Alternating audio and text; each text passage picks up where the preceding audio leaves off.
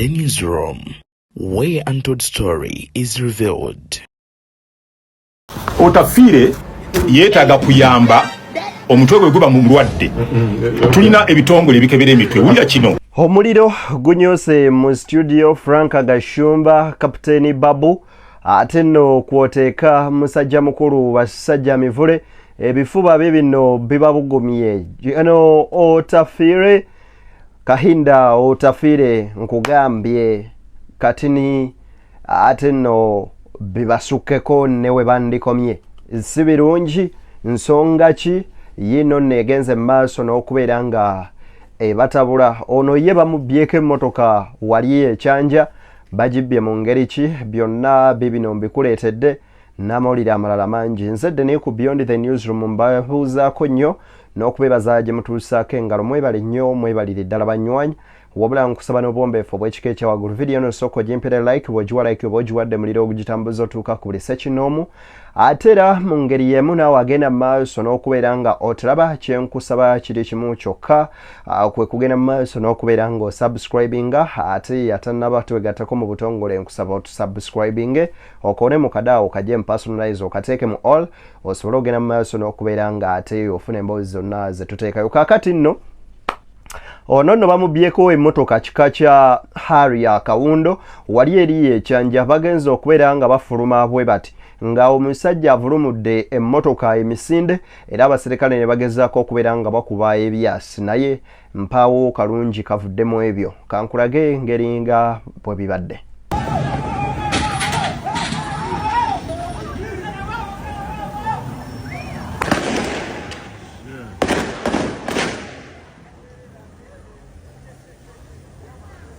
I called it. Nkubiriza bannayuganda mwenna gye muli naddala abalina emmotoka okwewalira ddala okuleka ebisumuluzo byammwe oba oliawo washing bay n'ewabamakanika nga toliiwo ate n'okuva mu mmotoka n'ogireka ng'etokota bye bimu ku ebyo ebigenda mu maaso n'okuba nga oba oliawo bivaako obuzibu obulinga buno. Mugende maaso n'okussa traka mu mmotoka zammwe oba oliawo kibayambeko mu kaseera ak'akazigizigi akeefaananyirizaako bwe kati. Kaakati nno ebya munnamagye eyagawumula Ebuvanjuba nebugwanjuba ewaka wasigalawo ewasinga. Beyond the Newsroom gwe mukutu ogukuleetera ekyo ekisinga. Katiranga naffe ng'oyita ku noti 771 44 53 ne noti 744 26 41 na bino bikulu tetulanga bafere tetulanga basawo ba kinnansi n'abagwa mu koowa eryo. Mwebale kutuwagira. Thank you. Kino Kahinda Otafiire avuddeyo n'agenda mu maaso n'okubeera nga ayambalira Frank Gashumba. Biki ebigenze mu maaso n'okubatabula okutuuka ku ssalino liyeyo n'okubeera nga baagala reforms at least ezibakuuma nga bo ababaka nga bo abanyarwanda abali wano eno mu ggwanga lya Uganda. Bagamba nti bo baludde mu ggwanga muno naye nga bwe batuuka ku immigration oba bwe bagenda okufuna endagamuntu munnange basooka kubuuzibwa akanaana akataano bo tebatwalibwa nga bannayuganda. Bino nno bitwaliddemu ne Kapteni Babu wabula Frank Gashumba akombye kwerima n'agamba Otafiire bw'onaaba tonneesonyiye bwe kiba kikonde ekyakunyooka. Sooka owulirize ebigambo by'Otafiire tulyoke tufune ebya Frank Gashumba. Bakugashumba otalina magezi ebyagashumba tolina katubugendera kwezi ayagala kukola makulu wazeewo enkalo kakati wulira njagala kukola makulu be baagabye emidaali bampadde omudaali emubendi Jeno Otafiire abamu ku baana bo mikwano gyange saagala kumprovokinga into the fight gyensinga okutegeera. Nkujjukiza nti gwagala olanga naffe ku noti 771 kwoteeka noti 726 wajja okuyita tufune tulange bizinensi yo ku bbeeyi ensamusamu. Kaakati nno ebigambo bya General Kahinda Otafiire bwe bityo bwe biri. Frank Gashumba wuuno nno avuddeyo n'agenda mu maaso n'okubeera nga amwambalira. Kansooke nkuweeko wano kirepu eno katini. General Kahinda Otafiire kuddamu kukola such statements. Otafiire is a genuine man. Yakulumbi nendozo ba muina akasajja. I got surprised. Otafiire oyo alina mutabani we omwana omugeze nnyo mukwano gwange nnyo. Nsisinkanya abantu bangi alina omwana omugeze nnyo era namukubidde ne muno yasina mufuna. General Otafiire nkusaba busabe You are general in the military. You are not a social general. He's a respected leader. Yes. Olokuba baludde mu bifo bino. Mubarak oyo president wa Egypt. Kinyozi we. Yamusaranga enviiri. Yamubuuza nti mu Cairo mulimu omuntu asobola kwegulira mugaati. Comfort zone ekikola okitegeera. Ye yabambidde. Kubanga mbidde abadde mubaka wa Iyala. Alina okubanga ina passport bifo ya green. Actually mbidde nemuloka gyavuga eriko namba z'ababaka baaki ba Iyala. Ensonga muzino muziveemu kubanga z'abanaku. Sagala confrontation n'abasajja bana ababiri. Kubanga otafiire mwesobolera. Mwesobolera. Babu mwesobolera. Bado botafiire babu sagala buyambi bonna. Omujeno, omuyalimbako wa parliament. These are very powerful people. Sagala. But they're powerful people. Original. Let Babu. Eka Babu botafire. But debo by insulting. Mugenda kumpulira. Mugenda kwa ula general w'abantu ne general w'amagye. Abo maliza bwekiti. Kaputeni Babu notafire sagala buyambi bonna kumwe mbesobolera. Ndesobolera. Netwebaza Mukama. Webale. Watulaze nti kubalabe baffe ne Babu sorry. Notafire mwali. Statement yakoze abagwira. Mulaka gamo kanu mu maso go tafire. Buli munyalwana agenda okusaba passport mugwira. Wano omusajja yali mukulu nnyo mu polisi bamuyitanga Lwego. Yangamba teri kintu kibinga kuyingira mu office y'omuntu nga yakujajinze dda. Akulabira mu category. Yes, mu maso go tafire buli munyalwana asaba passport. He's a non-Ugandan. Otafire, I dare you. Kati ntandisi. Ndaga document hiyo nera gati bajajja wali mu Uganda before 1926. Nene togenda ye. Awotandisi. Totandika. Mwamba sajja. Mu ngeri y'emu musajja mukulu amanyikiddwa nga basajja mifula avudde n'ategeeza nti Otafire mulalu levels za obulalu bwe zeeyongedde nga zirinnyasana kutwala butabika bamukebere omutwe. Saagala bigambo ebyo byongerako nnyo wabula wuliriza ebigambo by'abasajja mivule. Ulira. Otafire yeetaaga kuyamba omutwe gwe guba mu mulwadde. Tulina ebitongole ebikebera emitwe. Ulira kino. Toyinza gamba nti bano bagwira nga eyasooka okubeera amekomanda wo. Mugisha muntu. Obuvobwe. Mu mutwe fe tujja kutikofalinga sente bamukebera omutwe. Amekomanda teyamuwakanya nti oyo munnalwanda. Mugisha muntu muganda. Munna Uganda. Teyawakanya President Museveni nti tomu appointing kutukulembera. Otegera kati zino attacks zakola kwa Gashumba ziri no sensical. Amaje ate mulimu omulala mukwano gwa gwesanga nakogerako. Actually kali ayogera amaje. Kuleje chegana. Kuleje muki na Uganda. Owawa. Avawa. Kati ina personal vendetta nabano. To fetu abamanye ebyafayo nze ndi muna mawulire. Toyinza kugamba nti bano tabasanya kubeera abanna Uganda kufuna citizenship. Kakati nno ye musajja mukulu amanyikiddwako obulungi nga Captain Babu avuddeyo n'agenda mu maaso n'okubeera nga abategeeza nti ebyo byonna bye bakola beeyisanga abataasoma wabula nti Frank Gashumba n'akakundike bagezaako kuzannya byabufuzi oba oliawo mukadde kanene ke tulimu ak'okubeera nga buli omu abaako kyazza eri omumwa Sinakindi okuteeka mu nkwawa kye bagenda mu maaso n'okuba nga baleeta bino ebyabanyolwanda n'agamba naye amawanga mangi wano mu ggwanga ng'agamba nti n'Abasudaani nabo bagende mu maaso n'okubeera nga ababayisiza etteeka lifuuka eggwanga mu Uganda nti mulimu eggwanga ly'Abasudaani oba Bannakenya. Sagamba ebintu ebikolwa nga bino just by'abantu ba ssekinnoomu abeenoonyezza ebyabwe. Bigambo bya Captain Babu. Ebyobufuzi ebiswaza. Actually ebyobufuzi bibireese bino kubanga mu kifo ky'okutereeza ensi yaffe ku lw'ensi tubikola bino olw'okubeera ebyobufuzi. Bano bonna bakope kabisa. Ale no walinze nze alina omusaayi omutabula banze ngambe kingwa mu ggwanga ki kuba nze abanga neddira mbalasi kakati nno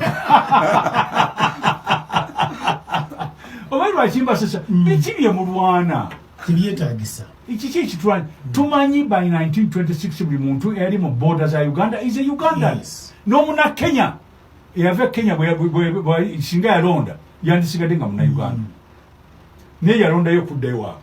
So it is up to you muleme kutubuzaabuza tetuli baana bato ate muleme kuddaawo okutandika ebyabusosoze tetubyagala kituufu so mbadde njagako wadozo kitegedde bulungi era olunaku olwaleero kati ebyo nno nga mbitadde ku mabbali. Frank Gashumba akombye kwerima n'agamba si wa kussa mukono mpaka nga gusiza kyali kagambye otafiire etamulumba kubanga ate yayinza okutinkuula abadde yeebase. Ebigambo bino biwanvu naye nkusaba byonna tubiwulirize.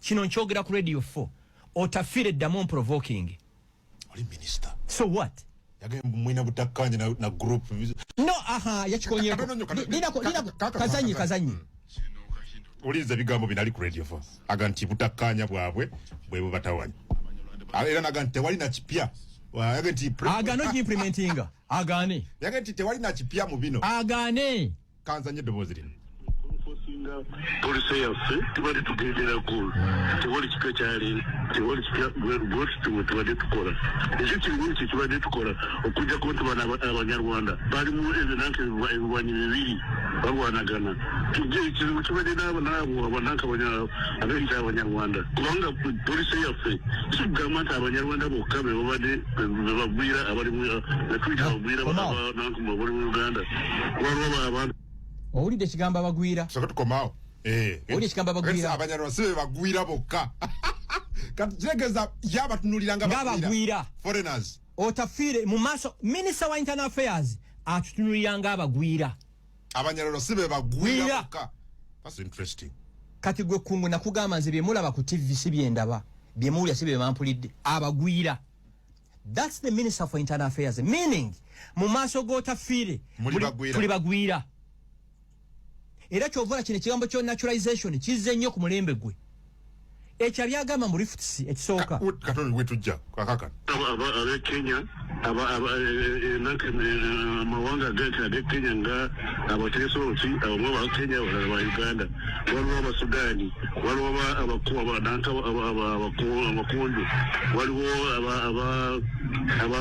abamadi waliwo amawanga mangi agagawana Uganda n'emiriraano eyo wali polisi yaffe tewali kipya okujjako nti waliwo entalo wakati w'abavandimwe n'agundi n'omubano kyekibadde ekizibu kinuuka akatulira ntalo wakati wa ekisooka alimba fene entalo zizayogera tiziriiwo minisita ayinza okuba nga ayogera ffe tugamba bwe tuti ffe tugamba nti article 10 is protecting bali bagamba kyekizibu mbidde yagala gikozesa kino nkikugamba mu Uganda muno tewali muntu gwe sisinkanangako naye twagezaako sigumuseebirize okusinkana otafiire oyo ng'ali elusive atugambye abagwira olulimi lukoze gwe toyinza kawulira kuba tikakuba kati mu maaso g'otafiire tuli bagwira otafiire I dare you ddamu nvume olabula minisita so what yajjayo enjuba otafiire yasoose okweramisa internal affairs yasoose okweramisa internal affairs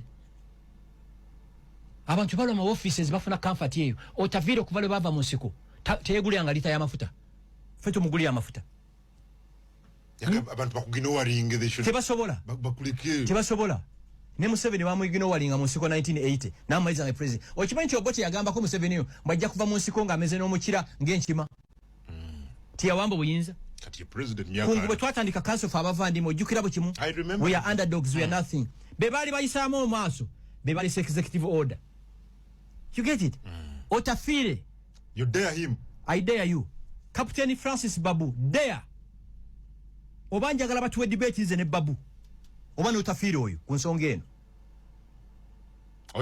yes ng'otudde wali yes naye ali wano je n'otafiire dare insult me again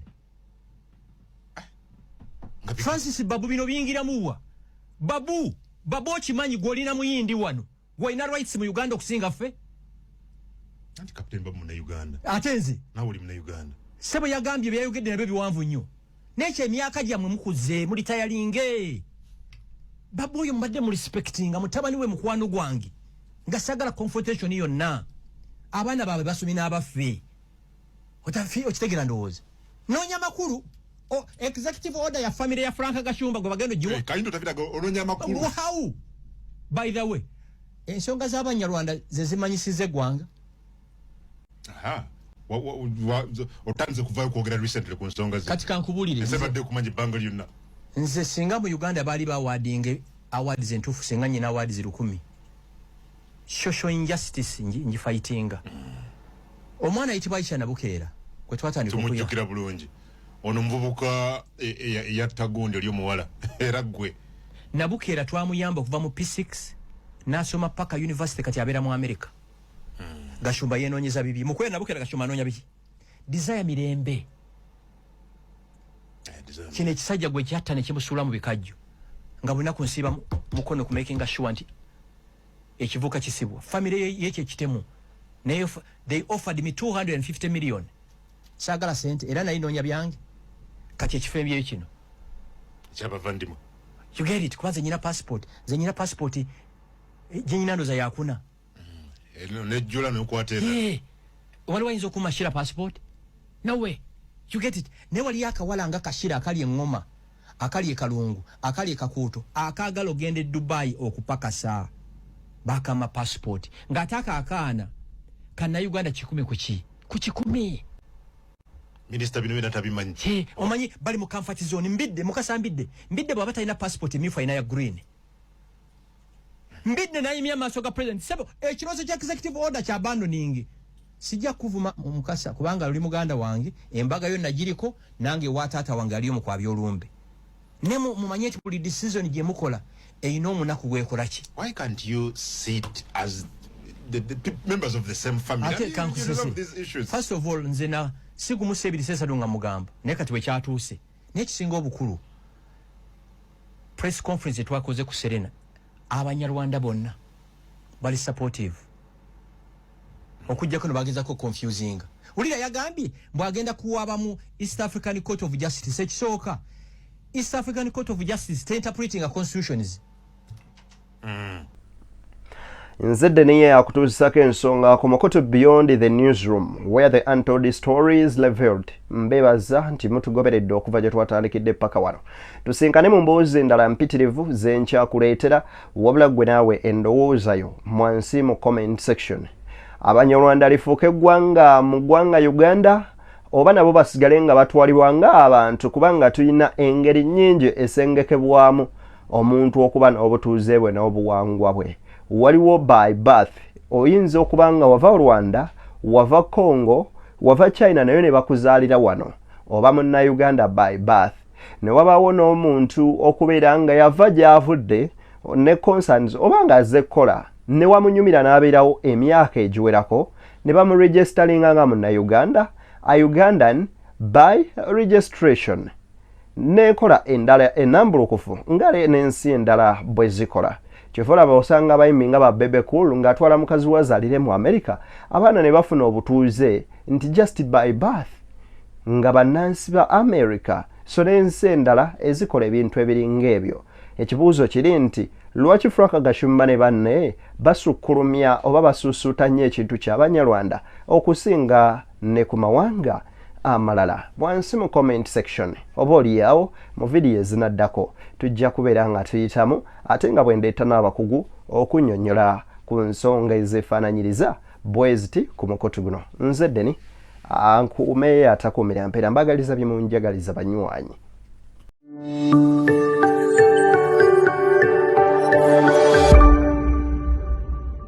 Beyond the Newsroom, where untold story is revealed.